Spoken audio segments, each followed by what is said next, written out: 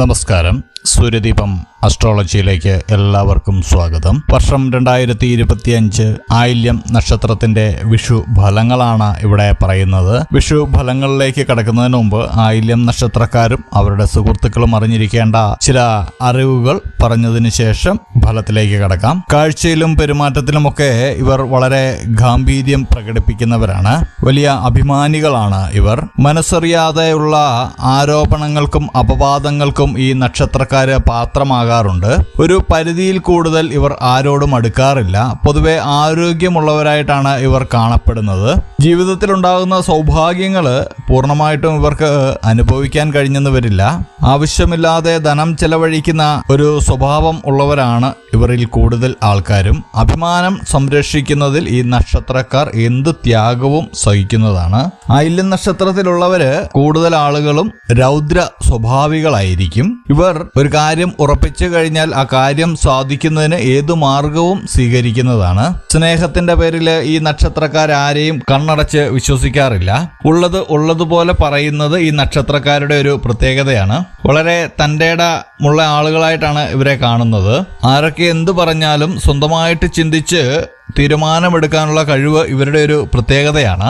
കർക്കിടകക്കൂറിലെ ബുധദശയിലാണ് ഇവരുടെ ജനനം. 8.5 വയസ്സുവരെ ഇവർക്ക് ബുധനും, തുടർന്ന് 7 വർഷം കേതുവും, 20 വർഷം ശുക്രനും, 6 വർഷം ആദിത്യനും, 10 വർഷം ചന്ദ്രനും, 7 വർഷം ചൊവ്വയും, ഇങ്ങനെയാണ് ഇവരുടെ ദശാകാലങ്ങൾ പോകുന്നത്. ഇവർ ഒരിക്കലും പൊരുത്തപ്പെട്ടു പോകാൻ കഴിയാത്ത നക്ഷത്രക്കാര് പൂരം, അത്തം, ചോതി, ചതയം, പൂരുരുട്ടാതി എന്നീ നക്ഷത്രക്കാരാണ്. ഇവരുടെ രത്നങ്ങള് മുത്തും മാണിക്യവുമാണ്. ഇവർക്ക് ഭാഗ്യം കൊണ്ടുവരുന്ന നിറങ്ങള് വെള്ള, ചുവപ്പ്, മഞ്ഞ എന്നിവയാണ്. ഈ നക്ഷത്രക്കാരുടെ മൃഗം കരിമ്പൂച്ചയും പക്ഷി ചകോരവും വൃക്ഷം നാരകവുമാണ്. ദേവഗണങ്ങള് സർപ്പങ്ങളാകുന്നു.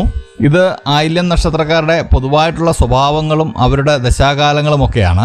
മറ്റൊരു പ്രധാന കാര്യം, നമ്മളുടെ പൂജയിൽ നിങ്ങൾക്ക് വേണ്ടി പ്രാർത്ഥിക്കണമെന്നുണ്ടെങ്കിൽ തീർച്ചയായിട്ടും നിങ്ങൾ നമ്മളുടെ കമന്റ് ബോക്സിൽ നിങ്ങളുടെ പേരും നക്ഷത്രവും ജന്മവർഷവും തീയതിയും രേഖപ്പെടുത്തുക. പ്രാർത്ഥനയിൽ ഉൾപ്പെടുത്തുന്നതായിരിക്കും. കൂടാതെ ഇതുവരെ നമ്മുടെ ചാനൽ സബ്സ്ക്രൈബ് ചെയ്തിട്ടില്ലെങ്കിൽ സബ്സ്ക്രൈബ് ചെയ്യുക. വീഡിയോകൾ ഇഷ്ടപ്പെടുന്നുണ്ടെങ്കിൽ ലൈക്കും മറക്കരുത്. അപ്പോൾ ഫലത്തിലേക്ക് കിടക്കുകയാണ്. ആദ്യമായിട്ട് വിഷുദിനം മുതൽ, അതായത് ഏപ്രിൽ 14 മുതൽ മെയ് അവസാനം വരെയുള്ള ഫലങ്ങളാണ് പറയുന്നത്.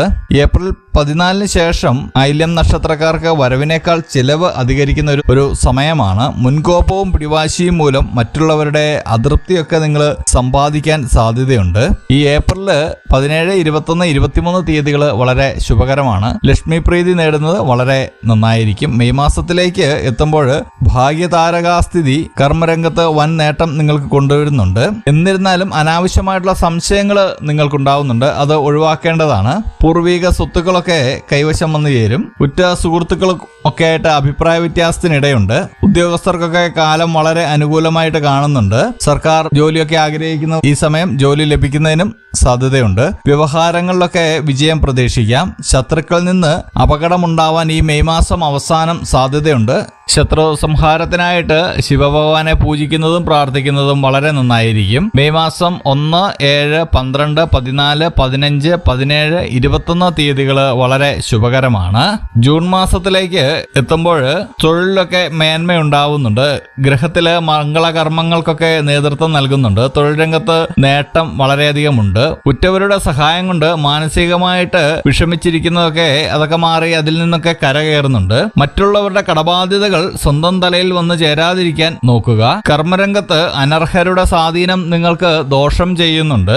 ജൂൺ മാസം നിങ്ങൾ പ്രത്യേകിച്ച് കർമ്മരംഗത്ത് ശ്രദ്ധിച്ച് മുന്നോട്ട് പോകേണ്ടതാണ്. ജൂണിൽ ഈശ്വര അനുഗ്രഹം വർദ്ധിപ്പിക്കണം. ശിവഭഗവാനെ പ്രാർത്ഥിക്കുന്നത് വളരെ നന്നായിരിക്കും. വിഘ്നേശ്വര പ്രീതിയും നേടുന്നത് വളരെ നന്നായിരിക്കും. ജൂൺ 7, 14, 18 തീയതികൾ വളരെ ശുഭകരമാണ്. സന്താനങ്ങൾക്കൊക്കെ ഉന്നത ജോലിക്ക് സാധ്യത കാണുന്നുണ്ട്. ജൂലൈ മാസത്തില് ആഭരണയോഗം, ധനയോഗം ഒക്കെ കാണുന്നുണ്ട്. ദീർഘയാത്രകളൊക്കെ ചെയ്യേണ്ടതായിട്ട് വരും. പുതിയ വീട് പണിയുകയോ വീട് പുതുക്കി പണിയുകയോ ഒക്കെ ചെയ്യുന്നതാണ്. ചെറിയ അപകടങ്ങളിൽ നിന്നൊക്കെ നിങ്ങൾ അത്ഭുതകരമായിട്ട് രക്ഷപ്പെടുന്നുണ്ട്. ജൂലൈ മാസത്തിൽ നിങ്ങൾ ശ്രദ്ധിക്കേണ്ട പ്രധാന കാര്യം, എടുത്തു ചാടി ഒന്നും ചെയ്യാതിരിക്കുക. പെട്ടെന്നെടുക്കുന്ന തീരുമാനം അത്ര നന്നല്ല. ഈശ്വരാനുഗ്രഹം ഉള്ള ഒരു സമയമാണ് ജൂലൈ മാസം. ജൂലൈ മാസത്തിൽ നിങ്ങൾ ചെയ്യുന്ന കാര്യങ്ങളൊക്കെ വിജയത്തിലെത്താൻ സാധ്യത വളരെ കൂടുതലാണ്. ജൂലൈ 1, 2, 5, 7, 12, 15, 17, 19 22, 23 തീയതികൾ വളരെ ശുഭകരമായിട്ട് കാണുന്നുണ്ട്. ഓഗസ്റ്റ്, സെപ്റ്റംബർ മാസത്തിലേക്ക് എത്തുമ്പോൾ വാക്കുതർക്കങ്ങളിലൊക്കെ ഏർപ്പെട്ട് മറ്റുള്ളവരുടെ ശത്രുത സമ്പാദിക്കാതിരിക്കാൻ പ്രത്യേകം ശ്രദ്ധിക്കണം. ചില അപവാദങ്ങളിലൊക്കെ ചെന്ന് ചാടുവാൻ ഇടയുണ്ട്. വിദേശ ജോലിക്കുള്ള യോഗം കാണുന്നുണ്ട്. നിങ്ങൾക്ക് പുതിയ ബന്ധങ്ങളൊക്കെ വരുന്നുണ്ട്. ചില ബന്ധങ്ങൾ അത് കരുതലോടുകൂടി നിങ്ങൾ കൈകാര്യം ചെയ്യേണ്ട ഒന്നാണ്. എല്ലാം ആലോചിച്ച് മാത്രം ചെയ്യുക. ഓഗസ്റ്റ് 2, 5, 7, 12, 15 തീയതികൾ നിങ്ങൾക്ക് ശുഭകരമാണ്. പ്രാർത്ഥനയോടെ മുന്നോട്ട് പോവുക. ഈശ്വരാനുഗ്രഹം കാണുന്നുണ്ട് ഈ സമയത്തും. സെപ്റ്റംബർ മാസത്തിലേക്ക് എത്തുമ്പോൾ മേലുദ്യോഗസ്ഥരുടെയൊക്കെ പ്രശംസ നേടുന്നതാണ്. അപ്രതീക്ഷിതമായിട്ടുള്ള ധനയോഗമൊക്കെ കാണുന്നുണ്ട്. കലാരംഗത്ത് നേട്ടങ്ങളൊക്കെ ഉണ്ടാവുന്നുണ്ട്. വാഹനയോഗമൊക്കെ കാണുന്നുണ്ട്. യാത്രാവേളകളിൽ വളരെ അവിചാരിതമായിട്ട് ധനം ലഭിക്കുന്നുണ്ട്. എന്നാൽ സെപ്റ്റംബർ അവസാനമാവുമ്പോഴേക്കും ഒരു കാരണവുമില്ലാതെ സ്വജനങ്ങളുമായിട്ട് പിണങ്ങി കഴിയേണ്ട സാഹചര്യമൊക്കെ വരുന്നുണ്ട്. എന്നിരുന്നാലും എതിർപ്പുകളെ നിങ്ങൾ നിഷ്പ്രയാസം പരാജയപ്പെടുത്തുന്നതും അപ്രതീക്ഷിതമായി ഉണ്ടാകുന്ന ബുദ്ധിമുട്ടുകളെ നിങ്ങൾ അതിജീവിക്കുന്നതും ആണ്. ഈ സമയം വിഘ്നേശ്വര പ്രീതി നടത്തുന്നത് വളരെ നന്നായിരിക്കും. സെപ്റ്റംബർ 4, 6, 8, 9, 11, 13, 14, 17, 19, 21, 23 തീയതികൾ വളരെ ശുഭകരമായിരിക്കും. ഒക്ടോബർ, നവംബർ മാസത്തിലേക്ക് എത്തുമ്പോൾ നിങ്ങളുടെ എതിർചേരിയിൽ ശത്രുക്കളായി കണ്ടവരുമൊക്കെ ആയിട്ട് ഒരു യോജിപ്പിന് സാധ്യത കാണുന്നുണ്ട്. ഈ സമയത്ത് ഊഹക്കച്ചവടങ്ങളിലൊന്നും ഏർപ്പെടാൻ പാടില്ല. ചെറിയ നഷ്ടങ്ങളൊക്കെ വരുത്തി വയ്ക്കുന്നതാണ്. ഒക്ടോബർ പകുതിയോടുകൂടി ചതുർഗ്രഹ യോഗത്താൽ കടബാധ്യതകളൊക്കെ നിങ്ങൾക്ക് തീർക്കുവാൻ കഴിയും. സ്വന്തക്കാരുടെ പ്രശ്നങ്ങളിൽ ഇടപെട്ട് സാമ്പത്തിക ബാധ്യത വരുത്താതെ നോക്കേണ്ടത് ഒക്ടോബർ മാസം. ഒക്ടോബർ 1, 3, 5, 7 തീയതികൾ വളരെ ശുഭകരമാണ്. നവംബർ മാസത്തിലേക്ക് എത്തുമ്പോൾ വിനയം, ക്ഷമ, ആദരവ് തുടങ്ങിയ കാര്യങ്ങളിൽ അതീവ ശ്രദ്ധ ഉണ്ടായിരിക്കണം. ആദർശങ്ങൾ സ്വന്തം ജീവിതത്തിൽ നടപ്പാക്കാൻ ത്യാഗങ്ങളൊക്കെ സഹിക്കേണ്ടി വരുന്നുണ്ട്. അപ്രാപ്യമായ കാര്യങ്ങൾ ആലോചിച്ച് മനസ്സ് അസ്വസ്ഥമാക്കാതിരിക്കുക. കോടതി കേസുകളിലൊക്കെ നിങ്ങൾക്ക് അനുകൂലമായിട്ടുള്ള വിധി വരുന്നതാണ്. നവംബർ മാസത്തിൽ നിങ്ങൾ ഓരോ കാര്യങ്ങൾ ചെയ്യുമ്പോഴും വളരെ ശ്രദ്ധയോടുകൂടി ചെയ്യുക. ശത്രുക്കളുടെ ഒളിഞ്ഞിരുന്നുള്ള ആക്രമണം നിങ്ങൾക്കെതിരെ ഉണ്ടാവാൻ സാധ്യതയുണ്ട്. ശത്രു സംഹാരത്തിനായിട്ട് ശിവപൂജ നടത്തുന്നതും ശിവ ഭഗവാനെ പ്രീതിപ്പെടുത്തുന്നതും വളരെ നന്നായിരിക്കും. ഡിസംബർ, ജനുവരി മാസത്തിലേക്ക് എത്തുമ്പോൾ കുടുംബത്തില് സമൃദ്ധിയും ഐശ്വര്യവും ഒക്കെ കൂടുതൽ ഉണ്ടാവുന്നുണ്ട്. ചില ബന്ധുക്കൾ ശത്രുക്കളാണെന്ന് അറിഞ്ഞുകൊണ്ട് തന്നെ പരമാവധി അവരെ നിങ്ങൾ സഹായിക്കുന്നുണ്ട്. അതുകൊണ്ട് തന്നെ വരവ് ചെലവുകൾ പൊരുത്തപ്പെട്ടു പോകുവാൻ നന്നേ പ്രയാസപ്പെടേണ്ടി വരും. ഡിസംബർ 1, 3, 12, 17 തീയതികൾ വളരെ ശുഭകരമാണ്. ജനുവരി മാസത്തിലേക്ക് എത്തുമ്പോൾ, അതായത് 2026 ജനുവരിയിലേക്ക് എത്തുമ്പോൾ കർഷകർക്ക് കാലം വളരെ അനുകൂലമാണ്. വ്യാപാരികൾക്കൊക്കെ കാലം അനുകൂലമായിട്ട് കാണുന്നുണ്ട്. വസ്തു സംബന്ധമായിട്ട് ചില അനുകൂല തീരുമാനങ്ങളൊക്കെ നിങ്ങൾക്കുണ്ടാവുന്നുണ്ട്. രോഗങ്ങളൊക്കെ ഉണ്ടാകുന്നത് മാറി വരുന്നതാണ്.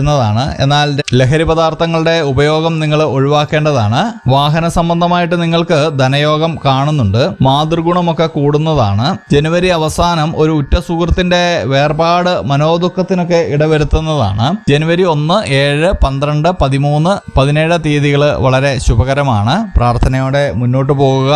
അടുത്തതായിട്ട് ഫെബ്രുവരി, മാർച്ച് മാസത്തിലെ ഫലങ്ങളാണ് പറയുന്നത്. പൂർവിക സ്വത്തുക്കളൊക്കെ കൈവശം വന്ന് ചേരുന്നതാണ്. ജീവിത പങ്കാളിയുമായിട്ടുണ്ടായിരുന്ന അഭിപ്രായ വ്യത്യാസങ്ങളൊക്കെ മാറിക്കിട്ടുന്നുണ്ട്. സഹോദരങ്ങളുടെ ഉന്നമനത്തിനായിട്ട് നിങ്ങൾ പ്രവർത്തിക്കുന്നുണ്ട് ഫെബ്രുവരിയിൽ. എന്നാൽ അവരുടെ പ്രതികരണം ചിലപ്പോൾ തീർത്തും മോശകരമായിട്ട് ഭവിക്കാനും സാധ്യതയുണ്ട്. ഫെബ്രുവരി 1, 6, 9, 14, 23 തീയതികൾ വളരെ ശുഭകരമാണ്. മാർച്ച് മാസത്തിൽ സാമ്പത്തിക ബാധ്യതകൾ വരുന്ന പ്രവർത്തനങ്ങളിൽ നിന്ന് നിങ്ങൾ പിന്തിരിയേണ്ടതാണ്. അങ്ങനെ പിന്തിരിയുകയാണെങ്കിൽ സാമ്പത്തിക രംഗത്തും കർമ്മരംഗത്തും വൻ നേട്ടം നിങ്ങൾക്ക് ഉണ്ടാവുന്നതാണ്. ഈശ്വരാനുഗ്രഹം കൊണ്ട് രോഗങ്ങളിൽ നിന്നൊക്കെ നിങ്ങൾക്ക് വളരെ മുക്തി ഉണ്ടാവുന്നതാണ്. 2025 വിഷുഫലം ആയില്യം നക്ഷത്രക്കാർക്ക് ഗുണദോഷ സമ്മിശ്രമായിട്ടാണ് കാണുന്നതെങ്കിലും ഗുണഫലങ്ങൾ കൂടുതലാണ്. ഈ ഗുണഫലങ്ങൾ കൂടുതൽ ഉണ്ടാവാനായിട്ട് നിങ്ങളുടെ കൂട്ടത്തിലുള്ള ശത്രുക്കളെയൊക്കെ ഒന്ന് മനസ്സിലാക്കിയിരിക്കുക. നിങ്ങൾക്കെതിരെ ശത്രുക്കളുടെ ചെറിയ ഉപദ്രവമൊക്കെ ഉണ്ടാവുന്നുണ്ട് ഈ വർഷം. ഇതെല്ലാം മാറുവാനായിട്ട് വിഘ്നേശ്വര പ്രീതി നേടുക. കൂടാതെ അന്നദാനം നടത്തുന്നതും വളരെ നല്ലതാണ്. അന്നദാനം നടത്തുമ്പോൾ അത് വേണ്ടപ്പെട്ട കൈകളിലേക്കാണ് എത്തുന്നതെന്നൊരു ഉറപ്പുവരുത്തുക. ഈ മേൽ പറഞ്ഞിരിക്കുന്നത് ആയില്യം നക്ഷത്രക്കാരുടെ പൊതുവായിട്ടുള്ള വിഷു ഫലമാണ്. ഇത് നിങ്ങളുടെ ജനനസമയമനുസരിച്ച് ഇതിൽ ഏറ്റക്കുറച്ചിലുകൾ ഉണ്ടാവാം. അപ്പോൾ ഇതുപോലെയുള്ള അറിവുകൾക്കും വിശേഷങ്ങൾക്കുമായിട്ട് എൻ്റെ ചാനൽ സബ്സ്ക്രൈബ് ചെയ്യുക. ഇനിയും മറ്റൊരു വീഡിയോയുമായിട്ട് നമുക്ക് വീണ്ടും കാണാം. നന്ദി, നമസ്കാരം.